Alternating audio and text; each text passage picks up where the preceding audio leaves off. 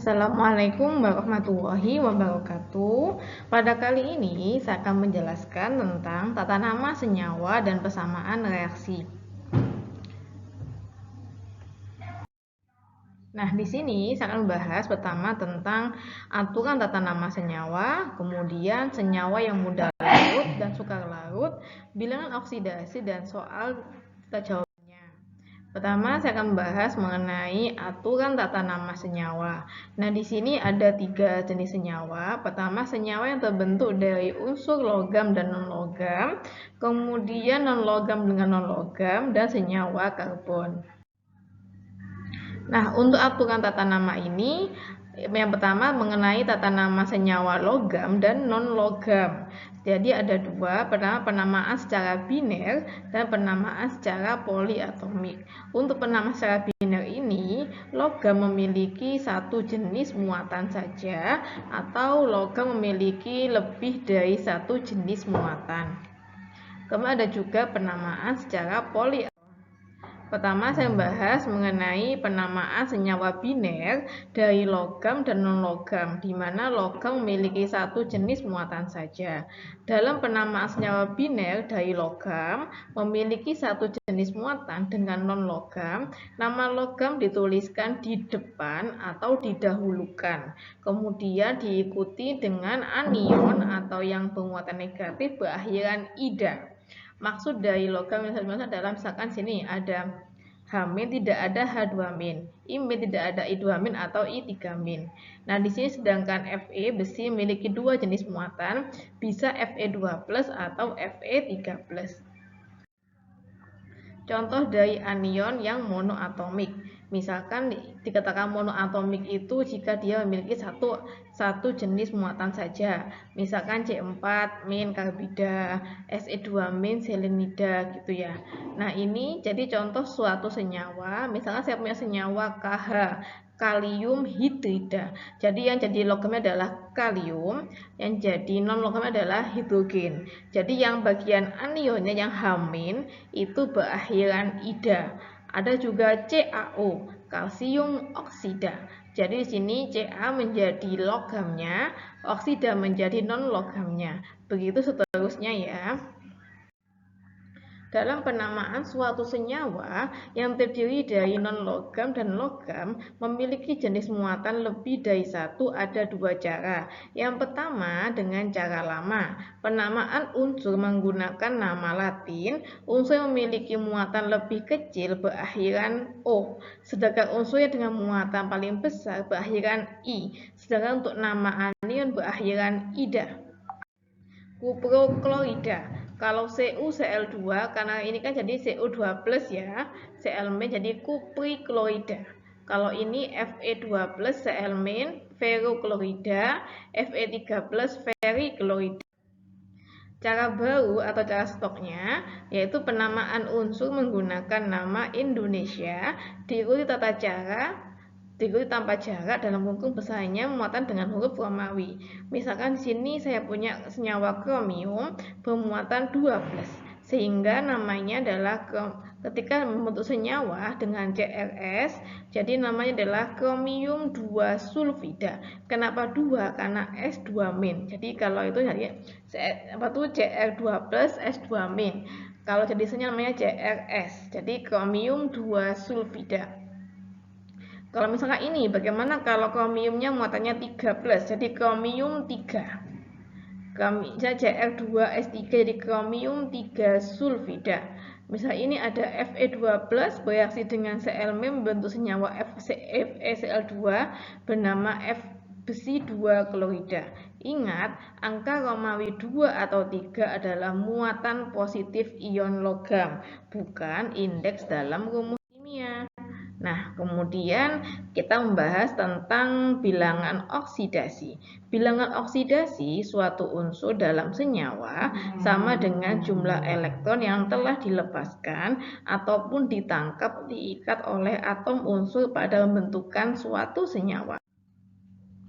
Nah, begini aturan dan contoh bilangan oksidasi. Yang pertama, bilangan oksidasi unsur bebas, atom atau molekul unsur adalah 0.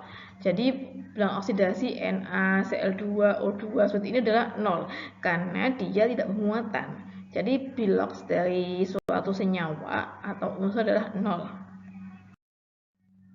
Kemudian, bilangan oksidasi ion monoatom dan poliatom sama dengan muatan ionnya. Untuk ion monoatom misalkan Na+, Ca2+, Cl- memiliki bilangan oksidasi yaitu ini kan Na+, jadi plus 1 plus 2 ini min 1. Jadi tergantung muatannya. Bagaimanakah yang untuk poliatom? Di sini kita perlu menghitung ya. Kita perlu menghitung misalkan NH4+, SO42-, PO43-. Jadi kita hitung yang untuk nilai N, S, dan B-nya. Dimana yang bilox dari H+ itu kan ya plus 1 ya. Kalau O kan min 2. Bilangan oksidasi unsur golongan 1A adalah plus 1 dan unsur golongan 2A adalah plus 2. Nah, ini saya akan mencontohkan bagaimana yang menghitung bilox dari poliatom. Misalkan saya memiliki NH4+ ya. NH4+. Nah, ini kan dia bermuatan positif 1. Jadi bagaimanakah cara menghitung bilox dari nitrogen? Jadi 1 positif ini ya, kita ingin mencari nitrogennya. Terus ada 4 hidrogen, jadi 4 dikalikan 1, jadi plus 1, jadi N sama dengan di sini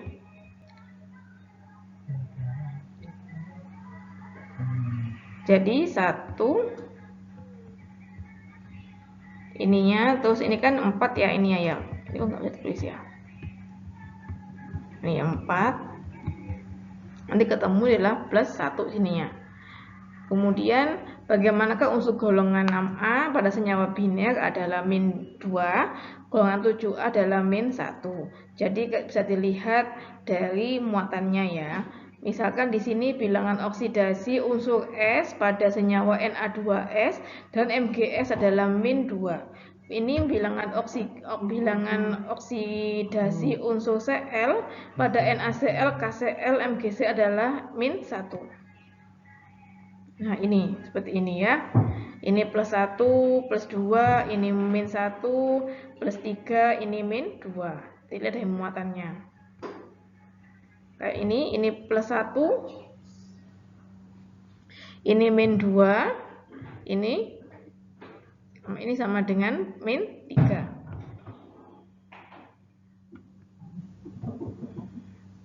Kayak seperti ini, Na-nya plus 1, Na plus 1, Ca plus 2, Ca plus 3 ini ya. Ini MgS semua S-nya itu min 2, Cl-nya min 1.